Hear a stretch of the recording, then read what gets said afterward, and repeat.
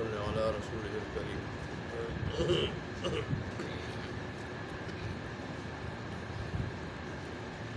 اما بعد، حدیث کا عنوان ہے غزوہ تبوک میں کھانے کی برکت کا معجزہ۔ حضرت بحیرہ کی روایت طلب کی حدیث ہے۔ وہ کہتے ہیں کہ جب غزوہ تبوک کے دن لوگوں کو بڑی سخت بھوک لگی اور کھانے کی چیزوں کی قلت ہوگی، تو بعض لوگ رسول اللہ کے پاس آئے کہ اگر ہمیں اجازت دے دیں ہم اپنے اونٹوں کو ذبح کر دیں اور اس طرح اپنی خوراک کا انتظام کر دیں۔ تو رسول اللہ صلی اللہ علیہ وسلم نے اس کی اجازت دے دی۔ جب حضرت عمر فاروق کو پتہ چلا تو انہوں نے یہ خدشہ محسوس کیا کہ اگر اس طرح لوگ اپنے اونٹوں کو ذبح کرنا شروع کر دیں تو پھر اتنے دور کا سفر کرتے ہوئے، دور کا سفر طے کرتے ہوئے پھر سواریوں کی قلت پیدا ہو جائے گی۔ تو آپ نے رسول اللہ سے یہ عرض کی کہ اللہ کے پیارے رسول، اس میں یہ مسئلہ ہے، اگر آپ ان لوگوں کو کہہ دیں جن کے پاس ضرورت سے زیادہ توشہ ہے، ضرورت سے زیادہ توشہ، وہ ان توشوں کو اللہ کے آپ کی خدمت میں پیش کر دیں اور آپ اللہ تبارک و تعالیٰ سے برکت کی دعا کریں، تو یہ صورت زیادہ بہتر ہوگی۔ سواری کے اونٹ بچ جائیں گے، اس طرح سواریاں بچ جائیں گی، پھر مسلمانوں کے لیے سفر کے وقت مسئلہ نہیں ہوگا۔ رسول اللہ کا ٹھیک ہے۔ تو رسول اللہ صلی اللہ علیہ وسلم نے اعلان کیا کہ بھئی جس کے پاس جو بھی کھانے کے لیے کچھ ہے وہ لے آؤ، اور رسول اللہ صلی اللہ علیہ وسلم نے پہلے ایک چمڑے کا دسترخوان منگوا کے اس کو بچھایا، اور پھر جب یہ اعلان فرمایا تو لوگ جس کے پاس جو کچھ تھا، کسی کے پاس چنے تھے مٹھی بھر وہ لے آئے، کوئی مٹھی بھر کھجور لے آیا، کوئی روٹی کا ٹکڑا لے آیا۔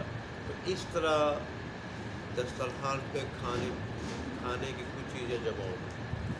پھر رسول اللہ صلی اللہ علیہ وسلم نے برکت کی دعا فرمائی، پھر اعلان فرمایا کہ تم میں سے ہر ایک آدمی اپنا برتن لائے اور اپنے برتن کو اس کھانے سے بھرے۔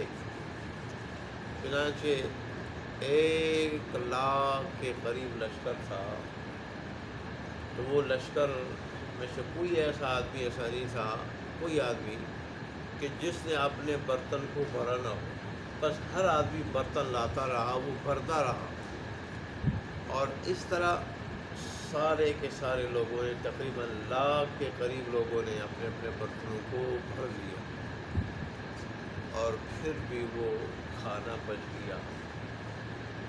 تو رسول اللہ صلی اللہ علیہ وآلہ وسلم نے فرمایا کہ قسم ہے اس ذات کی جس کے قبضے میں میری جان ہے، جو آدمی یہ 2 شہادتیں ادا کرے گا، اشہد ان لا الہ الا اللہ و اشہد ان محمد رسول اللہ، یعنی جو پورے اعتقاد کے ساتھ ایمان لائے گا اور پھر ان 2 شہادتوں میں ذرہ برابر بھی شک و شبہ نہیں کرے گا، ذرہ برابر بھی، اسی حالت میں پورے اعتقاد کے ساتھ ایمان لایا اللہ کی وحدانیت پر کہ اس کے سوا کوئی عبادت کے لائق نہیں، اور میری رسالت پر، اور پوری زندگی اسی عقیدے پہ ڈٹا رہا اور اسی ایمان پہ، اور پھر دنیا سے چلا گیا اسی یقین پہ، تو اللہ تبارک و تعالیٰ ضرور اسے جنت میں بھیجے گا۔ اور مطلب رسول اللہ کو یہ تھا کہ جو اللہ تبارک و تعالیٰ اتنی بڑی قدرت والا، اور وہ ایمان والوں کی خاطر تھوڑے سے کھانے کو اتنا بڑھا سکتا ہے، ایمان اور ایمان والے اس کے نزدیک اتنے بڑے درجے کے حامل لوگ ہیں، اتنے بڑے درجے کے، اتنے محبوب لوگ ہیں تو وہ اللہ ان کو پھر جنت سے کیسے محروم رکھے گا؟ لہذا جو آدمی پورے اعتقاد کے ساتھ، یقین کے ساتھ ایمان لایا، پھر اس ایمان پہ ڈٹا رہا، تو اور اسی حالت میں دنیا سے چلا گیا، اللہ تبارک و تعالیٰ اسے ضرور جنت دے گا، وہ جنت سے معروف نہیں ہو سکتا ہے۔ تو بہرحال اس میں تو معجزے کا بھی ذکر تھا، اور پھر ایمان کی فضیلت بھی ہے ایمان کی، اور پھر یہ ہے کہ ایمان پہ جو آدمی قائم رہے تو اس کے لیے جنت کی خوشخبری بھی ہے یقینی طور پر۔ اللہ تبارک و تعالیٰ ہمیں یہ چیزیں نصیب فرمائے، اللہ ہمیں کامل ایمان والا بنا دے، اور اسی کامل ایمان پہ اللہ تبارک و تعالیٰ ثابت قدم رکھے، اور پھر اسی کامل ایمان پہ اللہ خاتمہ بھی نصیب فرمائے۔ یہ بہت بڑی دولت ہے دنیا کی، ایمان۔ ایمان پہ آدمی زندگی بھی گزارے، زندگی میں قائم رہے، پھر خاتمہ بھی ایمان پہ ہو، یہ بہت بڑی دولت ہے، بہت بڑی۔ دیکھیں ایک نبی اللہ کا اتنا لاڈلا ہوتا ہے کہ اگر اس کو کوئی ستائے تو عذاب کے فرشتے آ جائیں عذاب کے، لیکن وہی نبی اس ایمان کے لیے، لوگوں کے ایمان کے لیے اور ایمانی محنت کے لیے مارے کھاتا ہے، وہ زخمی ہوتا ہے، اور بہت سارے انبیاء اس کے لیے شہید ہوتے ہیں، لیکن وہ یہ محنت چھوڑتے نہیں ہیں، ایمان کی محنت۔ ایمان اتنی بڑی دولت ہے، اللہ نے ہمیں مفت میں عطا کی ہے، تو ہمیں اس ایمان کی قدر نہیں ہے۔ اللہ تبارک و تعالیٰ ہمیں قدر کرنے کی توفیق عطا فرمائے۔ آج کل کیا مسلمان ایک دوسرے کے پاؤں کاٹنے پہ لگے ہوئے، مسلمانوں کا کام ہے شرارتیں کرنا اور پھر جھوٹ بولنا۔ بہت سارے تو ایسے بدبخت ہوتے ہیں کہ وہ مسجد میں بیٹھ کے جھوٹ بولتے ہیں، مسجد میں بیٹھ کے جھوٹ بولتے ہیں، اور بہت سارے ایسے ہیں بغیر وہ نماز بھی پڑھیں گے، ذکر و اذکار بھی کریں گے، لیکن دوسرے کو نقصان پہنچانے کے لیے غلط بیانی کریں گے، جھوٹ بولیں گے۔ اللہ ہمیں صحیح ایمان والا بنا دے گا۔ صحیح ایمان والا تو ہوتا ہے کہ اپنا ایمان والا تو ایمان والا کافروں میں رہے تو کافر اس کے اخلاق سے متاثر ہو کے مسلمان ہو جاتا ہے، اور پھر جب اس کے درمیان سے کہیں جاتا ہے تو کافر اس کے پیچھے روتے ہیں۔ صحیح ایمان والا تو وہ ہے۔ آج مسلمان حقیقت میں مسلمان نہیں، مسلح بن چکا ہے، مسلح۔ جیسے انڈیا کے وہ فوجی کہتے ہیں جب لڑتے ہیں مسلمانوں سے کہ تم مسلمان نہیں ہو، مسلح ہو۔ مسلمان وہ ہوتے تھے ان کے آگے کوئی ٹک نہیں سکتا تھا، اور آج تم اوروں کے سامنے نہیں ٹک سکتے ہو، تمہاری پوری دنیا میں کوئی حالت نہیں ہے، تم مسلمان نہیں ہو، مسلح ہو۔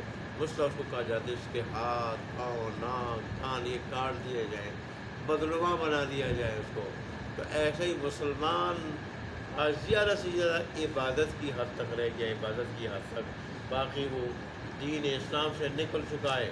حالانکہ اللہ فرماتے ہیں ادخلوا فی السلم کافہ، پورے کے پورے اسلام میں داخل ہو جاؤ۔ آدھے تتر اور آدھے بٹیر اس طرح مت بنو، دنیا بھی برباد ہوگی، آخرت بھی برباد ہوگی۔ لیکن مسلمان ہے جو اسلام سے نکل چکا ہے۔ رسول اللہ صلی اللہ علیہ وسلم نے فرمایا آخر زمانے میں ایسے لوگ آئیں گے، بظاہر ان کی داڑیاں بھی ہوں گی، ان کے سروں پہ پگڑیاں بھی ہوں گی، اور ان کے ذکر سے، ظاہری و زاہد بننے سے، اور ان کی نمازوں کو دیکھ کے، ذکر و اذکار کو دیکھ کے لوگ بڑے متاثر ہوں گے۔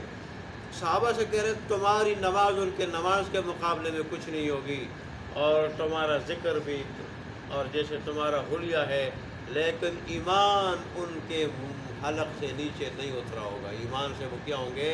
عاری ہوں گے، منافق ہوں گے۔ آخر دور میں ایسے لوگ آئے گے۔ تو آج بھی بہت سارے مسلمانوں کی شکل میں ایسے ہی شیطان ہیں حقیقت میں، کہ جو اپنے مسلمانوں کے خلاف منصوبے بناتے ہیں، ان کو نقصان پہنچانے کی کوشش کرتے ہیں، یا ستاتے ہیں، تکلیفیں پہنچاتے ہیں، شرارتیں کرتے ہیں، اور اللہ سے ڈرتے نہیں ہیں کہ دنیا کے سامنے اگرچہ میں نیک بن جاؤں گا، لیکن در حقیقت جب میری یہ شرارتیں ہیں اور یہ میری حقیقت ہے، اللہ سے تو یہ چھپ نہیں سکتی چیزیں۔ اللہ اس کی سزا مجھے دنیا آخرت دونوں میں دے گا، دونوں میں مجھے ذلیل کرے گا۔ اللہ ایسے ظاہری مسلمانوں سے ہماری حفاظت فرمائے، اور اللہ ہمیں حقیقی صحیح معنوں میں مسلمان بنا دے۔ وآخر دعوانا الحمدللہ رب العالمین۔